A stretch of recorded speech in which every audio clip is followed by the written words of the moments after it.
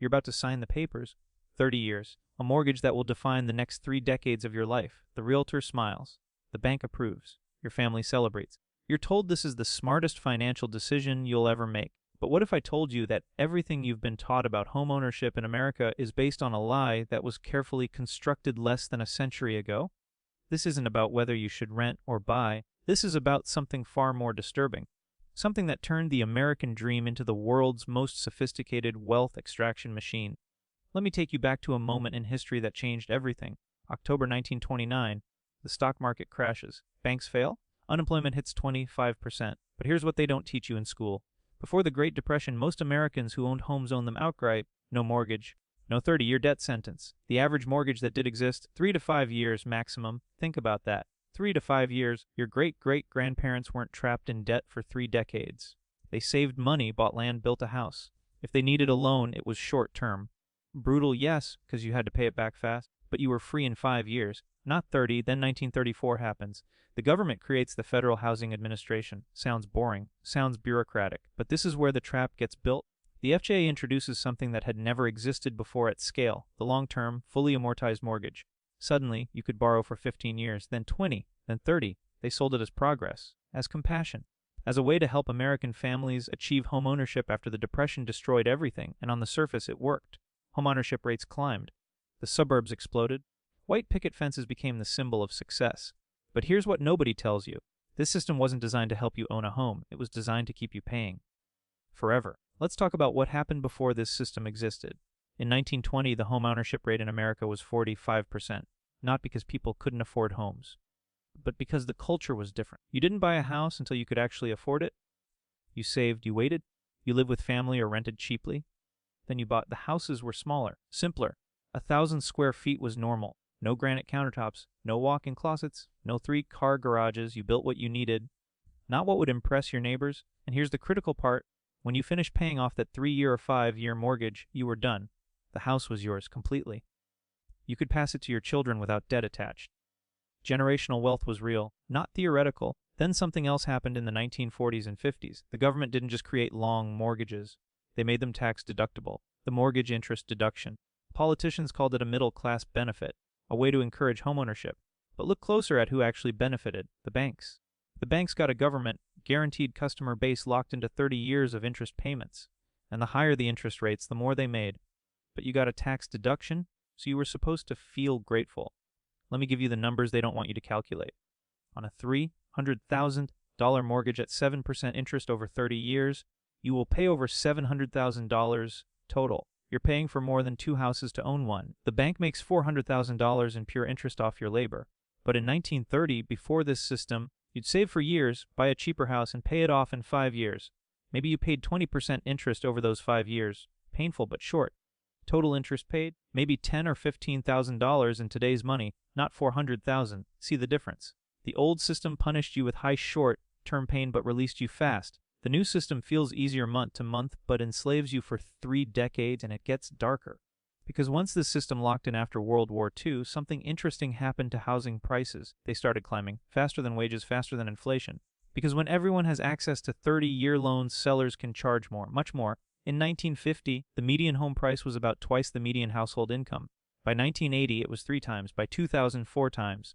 Today, in most American cities, it's 6 to 8 times the median income. In places like San Francisco or New York, it's 10 to 15 times. This isn't natural market growth. This is inflation caused by easy access to debt. When buyers can borrow $500,000, sellers will charge $500,000. The house isn't worth more. The debt capacity increased. And who wins? The banks collecting interest on bigger and bigger loans. But there's another player in this game, one most people never think about. Local governments. Because once home ownership became the American standard, property taxes became the most reliable revenue stream in the country. You think you own your house after 30 years? Stop paying property taxes and find out who really owns it. You're not buying property. You're buying the right to rent from the government forever. With a mortgage, you're just paying the bank first, then the state second. The ownership is an illusion. Now, I know what you're thinking, but home ownership builds equity. It's an investment. You're not just throwing money away on rent. That's the script. That's what they taught you, and for a specific generation it was true.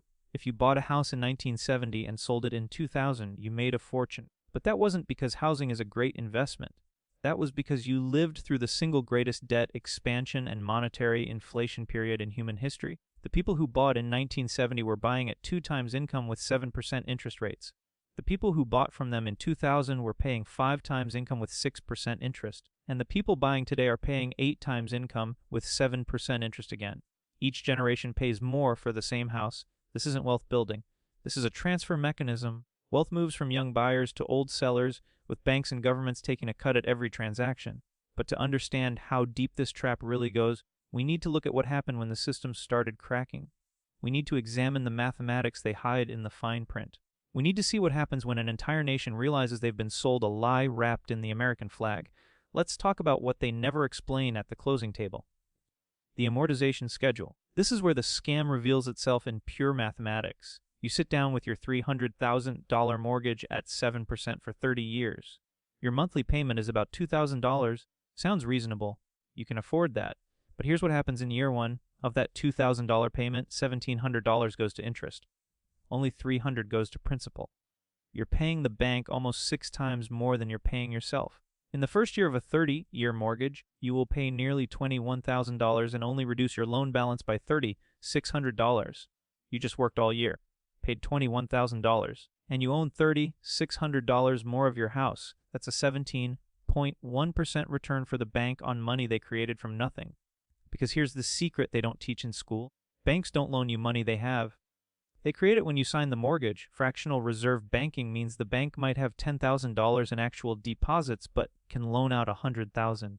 Your mortgage isn't coming from someone's savings account. It's being created as debt on a computer screen. Then you spend 30 years paying it back with real labor. Real hours of your actual life. You're trading your finite time on Earth for money that was infinite to begin with. But let's keep going with the amortization. Year 5. You've now paid over $100,000. How much principal have you paid down? Maybe $30,000. You've given the bank $70,000 in pure profit for money they created digitally. Year 10, you've paid $240,000. Your loan balance, still about $230,000. You've been paying for 10 years and barely made a dent. This is intentional. The amortization formula is designed so that you pay the maximum interest in the early years when you're most likely to sell or refinance. And here's the trap within the trap. The average American moves every 7 years. Meaning most people never even get to the part of the mortgage where principal payments start outweighing interest. You pay for 7 years, build almost no equity, sell, buy a bigger house, start a new 30-year mortgage, and the cycle begins again. You're on a hamster wheel designed by bankers. But it gets worse. Let's talk about 2008, the financial crisis. They told you it was about subprime mortgages and reckless borrowers. That's partially true. But here's what really happened. The housing market had become a casino, but not for homeowners, for Wall Street. Banks figured out they could package thousands of mortgages together, slice them up, and sell them as securities to investors. Mortgage-backed securities. Collateralized debt obligations. Your mortgage wasn't being held by your local bank anymore. It was being traded in pieces across the global financial system. And here's the insane part. The banks were incentivized to give out as many mortgages as possible. Good borrowers, bad borrowers. Didn't matter, because they weren't keeping the risk. They were selling it, so they started lying. Stated income loans, no documentation loans, ninja loans, no income, no job, no assets. They gave a $700,000 mortgage to a stripper in Florida who made $30,000 a year, not because they thought she could pay, but because they could sell that mortgage to an investment bank within 48 hours. The investment banks bundled it with thousands of other mortgages, got ratings agencies to stamp it AAA, then sold it to pension funds and foreign governments as a safe investment. Everyone made money on the fees. The mortgage broker, the bank, the investment bank, the ratings agency, everyone except the person actually holding the bag when the music stopped. And who was that? You, the taxpayer. When housing prices stopped climbing in 2007, the entire scheme collapsed. People couldn't refinance. Adjustable rate mortgages reset to payments people couldn't afford. Defaults spiked. Foreclosures flooded the market. Housing prices crashed. 9 million Americans lost their homes. $13 trillion in household wealth evaporated. Unemployment hit 10%.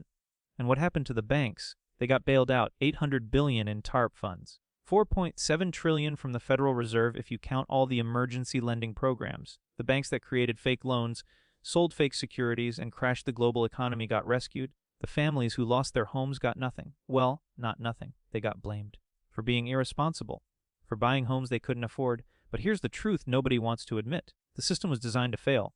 Because it wasn't designed for home ownership. It was designed for wealth extraction. Let me prove it. After 2008, did anything fundamentally change? Did we stop 30-year mortgages? Did we break up the big banks? Did we put executives in prison? No, we made the banks bigger. We dropped interest rates to zero. And we reinflated the housing bubble. By 2020, housing prices had surpassed 2006 levels in most markets. Not because wages increased, not because we built more houses, but because the Federal Reserve printed trillions of dollars and kept interest rates at historic lows. Cheap debt flooded the market again and housing prices exploded. Then 2022, inflation finally shows up, the Fed panics. Interest rates go from 3% to 7% in 18 months. The fastest rate hike in 40 years, and now we're in a new trap. If you bought a house in 2021 with a 3% mortgage, you're locked in. You can't sell and buy a new house because the new mortgage would be 7%. Your monthly payment would double for the same price house. So you're stuck. If you didn't buy yet, you're priced out because housing prices didn't drop when rates went up. Sellers just stopped selling.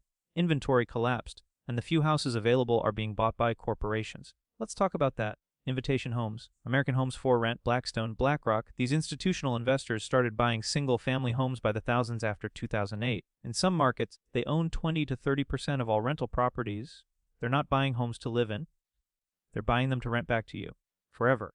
You'll never compete with $1 billion private equity fund that can pay all cash. And they don't care about overpaying because they're not thinking about one house. They're thinking about 10,000 houses as a portfolio that generates predictable rental income. This is the end game. You won't own a home.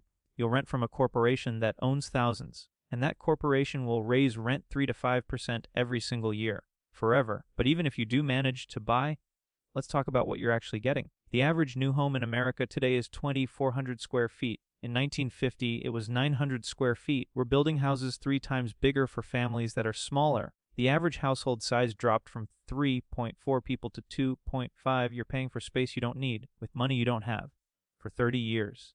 And the quality? Houses built today won't last 50 years. They're made with engineered lumber, vinyl siding, and particle board. The house your grandparents bought in 1950 was old-growth timber, plaster walls, and real hardwood. It's still standing. The house you buy today will need major repairs in 20 years. You're paying more for less and going into debt for 3 decades to do it. But here's the part that should terrify you. It's not just houses. The same model has been applied to everything: cars, college, medical care. Anything essential has been financialized, turned into a debt product. You can't afford a $40,000 car, so here's an 84-month loan at 9% interest. You can't afford $50,000 a year tuition, so here's a student loan you can never discharge in bankruptcy. You can't afford a $10,000 hospital bill, so here's a payment plan at 18% interest. The American economy doesn't run on productivity anymore. It runs on debt. And housing was the prototype, the template. The proof that you could convince an entire population to go into massive debt and call it the American dream. But the dream is ending, and what comes next will force millions of Americans to confront a question they've been avoiding. So what happens now? What happens when an entire generation realizes they've been locked out of the very system their parents told them was the key to wealth? The numbers are already telling the story. In 1980, 65% of Americans under 35 owned a home. Today it's 37%.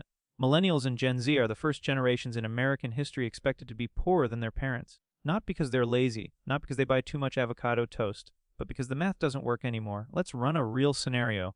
You're 28 years old. You make $60,000 a year.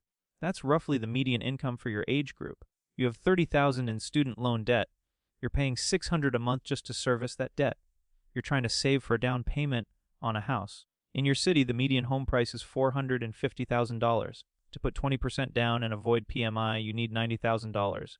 At your income after taxes, rent, student loans, car payment, insurance, food, and basic expenses, you might save $500 a month if you're extremely disciplined. That's 15 years to save the down payment.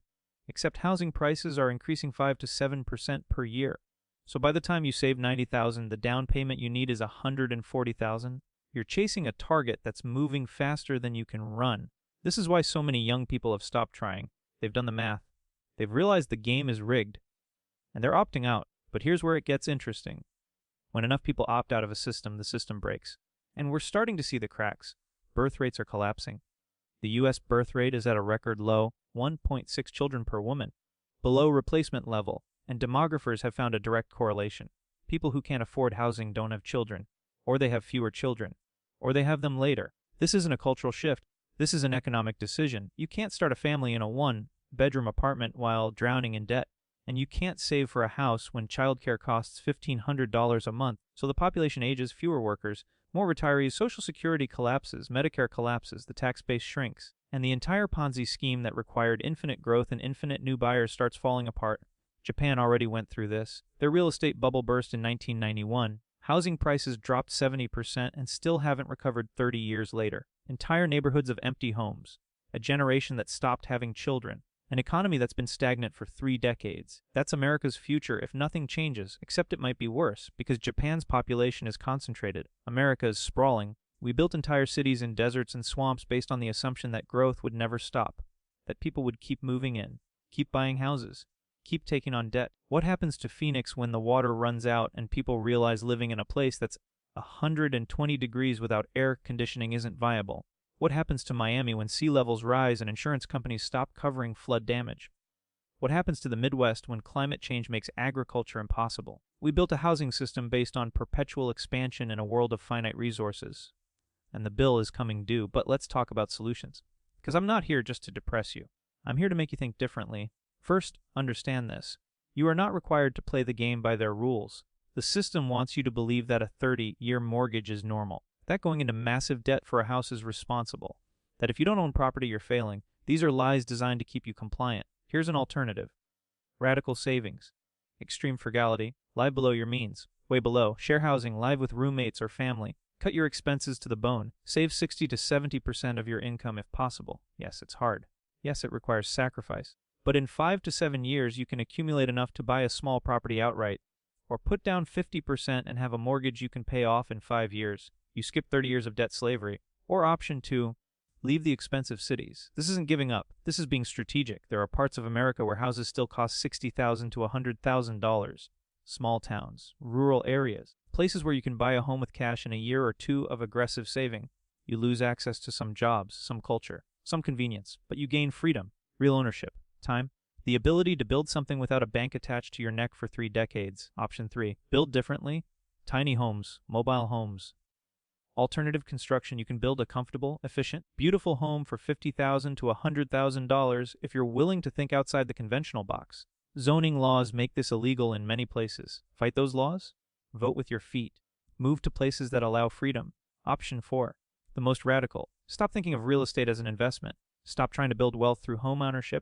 Rent cheaply. Invest the difference in businesses, skills or assets that actually generate income. A house you live in doesn't produce cash, it consumes it. Maintenance, taxes, insurance, opportunity cost. Some of the wealthiest people I know rent their primary residence and own income, generating assets. They're not trying to impress neighbors. They're building actual wealth. But here's the deeper truth. The real solution isn't financial. It's philosophical. We have to stop measuring success by the standards of a system designed to extract wealth from us. Stop comparing ourselves to people drowning in debt but pretending to be rich. Your parents bought a house because that's what their parents did. Their parents bought a house because the government and banks created a system that made it the obvious choice. But the system has changed. The math has changed. And clinging to outdated definitions of success will destroy you. Freedom isn't a house with a white picket fence and a 30-year mortgage. Freedom is having options, having time, not being trapped by debt, not being forced to work a job you hate because you have to make the mortgage payment. The American dream was never about the house. It was supposed to be about opportunity, about building a better life, about passing something meaningful to your children. But somewhere along the way it got hijacked, turned into a product, sold back to us at interest, and now we're waking up, millions of us, realizing that the dream was a commercial, that the life we were sold doesn't lead to happiness, it leads to stress, anxiety, divorce, health problems, a lifetime of quiet desperation. So here's my challenge to you. Before you sign those papers, before you commit 30 years of your life to a bank, ask yourself what you actually want. Not what you're supposed to want. Not what will impress people. Not what society expects. What do you actually want? Maybe it's a small cabin in the woods you can own outright. Maybe it's the freedom to travel while renting short-term. Maybe it's a community of people building alternative housing models. Maybe it's something that doesn't exist yet because you're going to create it. But whatever it is, make sure it's yours. Make sure it's chosen, not defaulted into because everyone else is doing it. Because here's the final truth. The system doesn't care about you. The banks don't care about you. The government doesn't care about you. They care about keeping the machine running, keeping the debt flowing, keeping you working, paying, compliant. Your life is finite. Your time is the only thing you can never get back.